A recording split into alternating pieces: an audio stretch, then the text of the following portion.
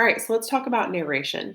Narration is the kind of skill set that we're going to be focusing on for Their Eyes Are Watching God. There's lots of other things we're going to be talking about with the novel, but this is our main focus. And these come from the AP skills that we need to try to learn to prepare ourselves for AP Literature next year. And so when we look at this, we have basically a definition of this skill, this thing we need to know. A narrator's or speaker's perspective controls the details and emphases that affect how readers experience and interpret a text. And notice we have narrator or speaker here. We've used that term speaker to apply to our Sonnet 130 essay. So we kind of have already dealt with narration in that sense. We've talked about a speaker's perspective. In that case, the speaker's perspective on love. So let's delve into what we need to do with narration, and specifically for this book. So we need to be able to identify and describe the narrator or speaker of a text. So kind of picking out who that narrator is, who the speaker is, and describe that character, that person. Then identify and explain the function of point of view in a narrative. So point of view is like first person, second person, that kind of thing. But we can also delve a little deeper into that. So we want to talk about that, how being first, second, or third person, how it functions in a narrative, but also more specifically into that point of view, like who is speaking. So, the function, I've talked about this a little bit, but let's delve into it even deeper. What does it mean when I say function? When I say, tell me the function of the metaphor, or tell me the function of the imagery that you're pulling out? Function means how it contributes to a theme, how it contributes to character development, how it contributes to plot momentum. Basically, why is it important? What are we going to say about this? So, when we're talking about point of view, how does the point of view function to develop a theme? How does the point of view function to develop a character? Those are the questions we want to ask ourselves, not just what is the point of view. Moving on, we want to identify and describe details, diction, or syntax that reveals a narrator's or speaker's perspective. So we are talking about point of view, but then we also want to, beyond just identifying the point of view, and beyond just telling what the point of view contributes to the theme, to character development, whatever, how it functions, we're going to backtrack and also figure out what details, diction, syntax, that could also be literary devices, show the narrator's perspective. That's basically what your Sonnet 130 essay was on as well. We were trying to get the speaker's perspective, the speaker's attitude towards love. And we looked at word choice and things like that that contributed to it. So, building on that for Their Eyes Are Watching God. Then explain how a narrator's reliability affects a narrative. So, a narrator's reliability, often in whatever novel, play, whatever it is you're reading, when you're reading from a certain character's perspective or just a third person objective perspective, we tend to believe the narrator. Like whoever's telling the story, we assume they're telling the truth. But whether it's a character or even if it's a supposedly third person objective point of view, it's still a perspective, it is still a point of view. Is that point of view reliable? Are we only getting one side of a story? So we're going to be thinking about all of those things in particular with Their Eyes Are Watching God. So let's focus on those today with Their Eyes Are Watching God, and we'll have more to talk about on later days with this for sure. So here we have our first chapter of Their Eyes Are Watching God. And we start with a narrator. So there are so many interesting things about this first page of this novel, and we are going to delve into them. But since I'm talking about narration today, let's go to a part of the novel where we quickly see a shift. So in this story, in this novel, it's really set up with two different like a narrator and a speaker. We often get Janie telling her own story, and then we also have this narrator voice. So we're actually going to shift to chapter 2 to talk about that because while it does shift within chapter 1, we're going to look at chapter 2 because we can kind of point that out a little more easily. So, taking a look at the beginning of chapter 2, we start with the narrator voice. Janie saw her life like a great tree in leaf, with things suffered, things enjoyed, things done and undone. Dawn and doom was in the branches. And then we switch into Janie's voice. And whenever I read Janie's voice, usually I'm going to um, not read it exactly in the dialect that it's written in. I am not a Black woman in the 20s in Southern Florida, so I can't copy her exact accent. I will probably get into a little bit of my own Southern accent. I know I don't necessarily have a heavy one right now, depending on who's watching this video. Some of you might think I do. But I will probably lean into my own Southern accent that I grew up with. But I don't want to try to copy this exactly because I'm not Janie Starks. I'm not Zorna Hurston, and I don't want to try to, I don't know, appropriate that language. So I will probably kind of read it with making my own corrections. I don't like that word corrections. It's written exactly as it's supposed to be written. It's capturing this really interesting dialect, but it is not my dialect. So I'm going to read it more like myself, which takes away from it. I really suggest listening to the audiobook version of this. But anyway, so we start with this narrator voice, and then we go into Janie's voice. I know exactly what I got to tell you, but it's hard to know where to start at. I ain't never seen my papa, and I didn't know him if I did. My mama neither. She was gone from around here long before I was big enough to know. My grandma raised me, my grandma and the white folks she worked with. She had a house out in the back, and that's where I was born. There was quality white folks up there in West Florida named Washburn. She had 4 grandchildren on the place, and all of us played together. And that's how come I never called my grandma nothing but Nanny, because that's what everyone on the place called her. So I'm going to pause there for a second. So notice here, these 2 parts I just read that are very different. I'm going to talk about that a little bit. There was going to be differences between the narrator and the character. They are very different in the way they are worded, but they're really talking about the same thing. So this is kind of an overview. She saw her life as this tree with bad things and good things that encompasses the universe. And then she gets into the specifics here. So notice while this is a narrator, it is a narrator that is in Janie's head. Janie saw her life like a great tree in leaf. This is explaining what is in Janie's head in this narrator's language. What I want to emphasize about that is this is the same person. So this narrator voice and Janie's voice is the same, even though it reads very different. And so what is the point of that? Well, let's delve into our questions on the narration standards and think about each of them and see what we can get from that. So if we look back at this, identify and describe the narrator or speaker of a text. So if we had to identify or describe this narrator right here in this first quote right here, how would we do that? Let's actually, since I'm on Cami, let's go ahead and just make a note. So let's highlight that. We have our narrator talking. So narrator. How would we describe this narrator? I think I would describe this narrator as educated, poetic.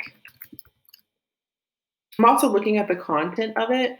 Janie saw her life like a great tree and leaf. The poetic part, because she speaks in metaphors.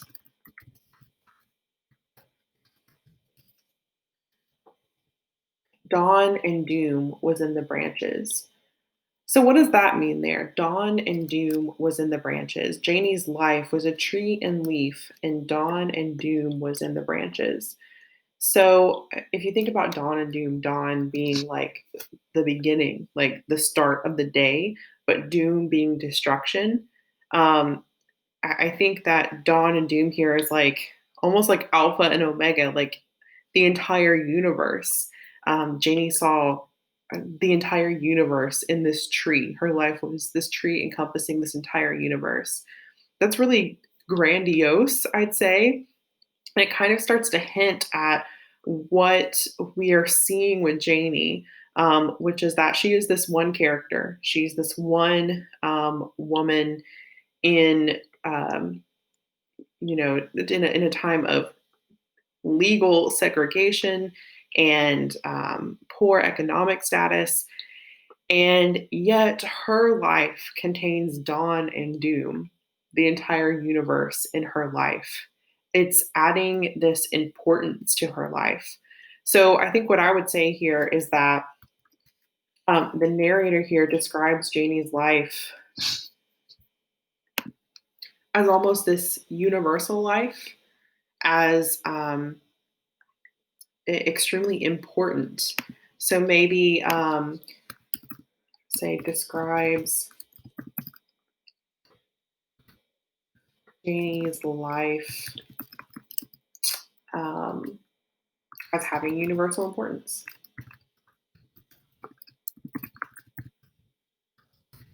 Dawn and doom, it's everything. So that's our narrator's voice, educated, poetic, describing Janie's life as having universal importance. So again, that's back to our narration standards of identify and describe the narrator or speaker of the text. But then also like identifying who is this speaker. Well, like I said, I mean, it is a third person narrator.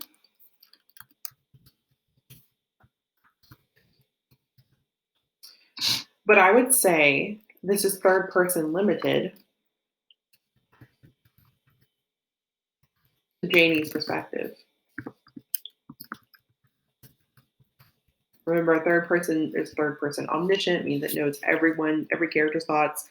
Right now, at least, it looks like we're third person limited. We're in Janie's head primarily. So it's limited to Janie's perspective.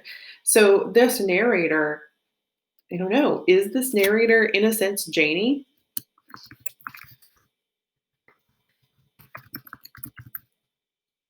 Let's move on from that question and let's get to this other voice. So now we have our dialogue here. Dialogue, it's kind of like a monologue. Monologue's a drama term we've talked about. Excuse me. But obviously, she's going on and on, all these long paragraphs of talking or her talking. Now, if you remember who she's talking to Phoebe. So she's telling all of this to her friend. So we have this, in this sense, it's like a novel where she is, there's a narrator describing this, but instead of just the narrator explaining what happened, we get it by Janie telling what happened. So let's look at Janie's voice here, and let's go back to this and identify the narrator and speaker, and then we'll kind of figure out. There's so much to talk about here. I love this book so much, you guys. Okay, so she says, "I know exactly what I got to tell you, but it's hard to know where to start at." So this is an interesting beginning, and this is why do we have this intro? Let's make this pink. Why do we have this intro to this? She could have just started in, right? We could have just had, I ain't never seen my papa, and I didn't know if I wouldn't know him if I did. We could just have that. What does this mean? I know what I have to tell you, but it's hard to know where to start at. So first of all, we know the speaker is Janie. Okay, that's obvious. And what we know about Janie so far, I mean, based on the language, based on what we know about her as a character, she's about to tell us everything about her, but we know she's a Black woman in Florida. In the 20s. We know that's not a great time. That's maybe judgmental, but it's not an easy time to be a Black woman in the South in the 1920s. So, and then she says, "I know what I got to tell you, but it's hard to know where to start at." So obviously, she's not speaking proper, whatever that means. There is the idea that there is a correct English is inaccurate. There is actually no governing body, as there is in some languages, that dictates what is correct and what is incorrect language. Um, so there is no proper English. There is only English that is used by certain members of society. Often, those are the members of society who have been succeeding for a long time, who have power already. So, generally, it is a white, educated um, language, educated by a certain standard. And often, those standards exclude other groups. So, they can look at other ways of speaking and call them incorrect. So, this is not standard English is not a thing, but it is not what is considered the English taught in schools. Let's say that. So she is not speaking that way. And also, she says it's hard to know where to start at. So it seems like um, maybe she's going to start telling a rambling story. Um, if we were just seeing this, we might think that she's having a hard time thinking about how to form a story. So maybe she's someone, um, she's someone not used to speaking or telling her story. But then we have the narrator right before that says her life is a tree and leaf with dawn and doom in its branches. If your life encompasses so much, how do you know where to start? And so, really, maybe this isn't that she doesn't know what to say, but rather that she has so much to say. All right, let's go back to these narration standards. I could go on forever. But so it says identify and explain the function of point of view in a narrative. So, really, we are switching point of views, and that is fascinating. And it is something we should figure out. Why are we switching point of views? What is to be gained by having two point of views here? Let's maybe let's go a little bit further in and go to another time it switches and see if we can get to that and understand what the function is. So, notice as she goes into details here, Janie says she starts talking about her mother and father. She starts talking about her grandma raising her in, let's see, with the white folks she worked with. Her grandma had a house in the backyard. And she's talking about all these things. All the grandchildren want to play, so all of us playing together. It's these very, look at this example. Let me just highlight it. Let's see if I can get to highlighter. Nanny used to catch us in our devilment and lick every youngin' on the place, and Miss Washburn did the same. This is a very minute detail, I would say, like a small little thing. We were pretty aggravating, like this little childhood thing she's talking about, which seems to be a contrast between the narrator talking again about dawn and doom, the universe. And then she is talking about something so small, like being a kid raised in the backyard of the white folks' house. So we see a contrast there. Let's go ahead and make a comment. There's a contrast in perspectives between the, let's say, universal narrator and what do we want to say about this? Trifling is not the word. And the small matters that Jamie discusses. Okay, so we need to come back to that. But let's look at another part where it switches. So if we go down a couple pages, we see this for about 2 pages, we've had Janie telling her story in her own voice. And then we switch. So we switch here. She starts talking about her nanny and Miss Washburn.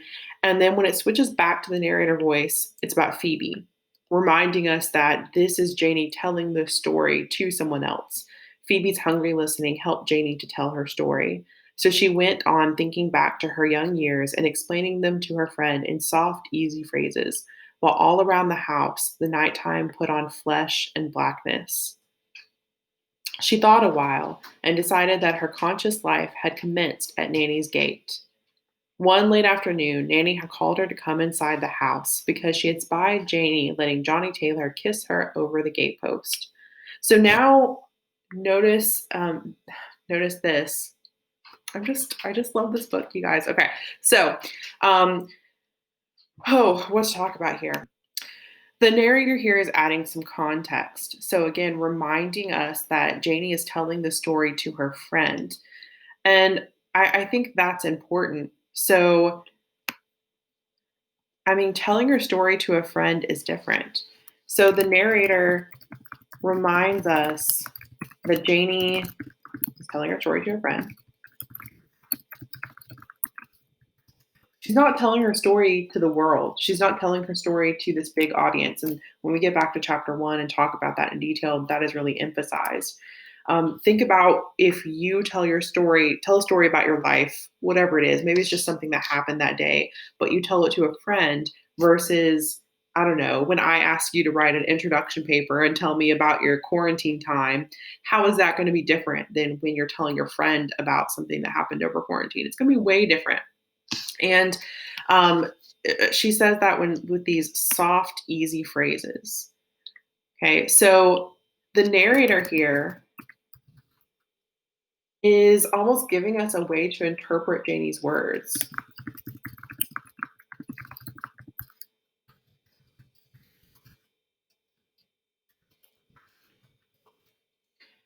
Saying that the way she's describing this is specific to how she needs to tell it to Phoebe.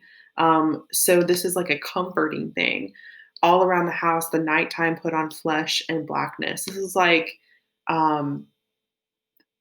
just a cozy, intimate, I think is the right word. Intimate story. The narrator can't tell us an intimate story. When we get the narrator's perspective, it's this big, sweeping, universal. But then we get into the Janie talking, it's very intimate.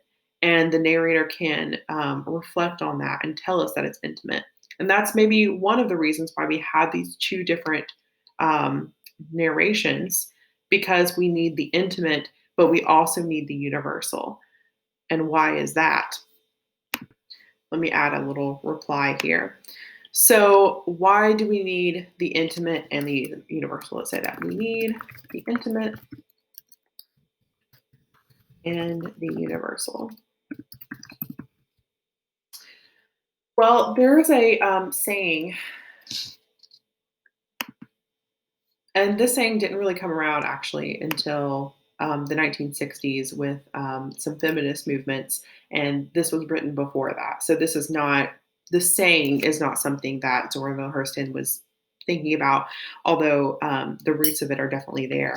And it's the personal is political. And this idea is that, often it came around in the feminist movement because a lot of it was centered on how, women's lives were very circumscribed to the home, and men's lives were more out in the world. And so things that dealt with men's issues were deemed more important because maybe they would be like about war or like national politics or these big ideas. But then this idea then was that things that women talked about that had to do with the home were less important, were trifles, and something like that. So the idea that the personal is political, that things that you face in your everyday life is important on a larger scale and is something that is worth the attention, is something big, it is a basis of a lot of thought. So, in this case, particularly with Janie, particularly with a Black woman in the South, uplifting her story, some people could say small story with these small details as this universal story of dawn and doom, is making a pretty revolutionary statement. And so maybe both of these voices are here to be able to mesh those two. And that's maybe one reason they're both here. If we go back to our narration standards, so what is the function of point of view? Well, the function of getting this universal voice and then this very personal voice, how could it contribute to a theme? Well, if we start thinking about themes about, um, again, like the personal is political, however you want to say that, themes of that an individual life is important. Um, or we could talk about character development, how we can, through this narrator and the first person narration that we're getting, we are getting character development. Because again, our narrator, in a sense, is Janie.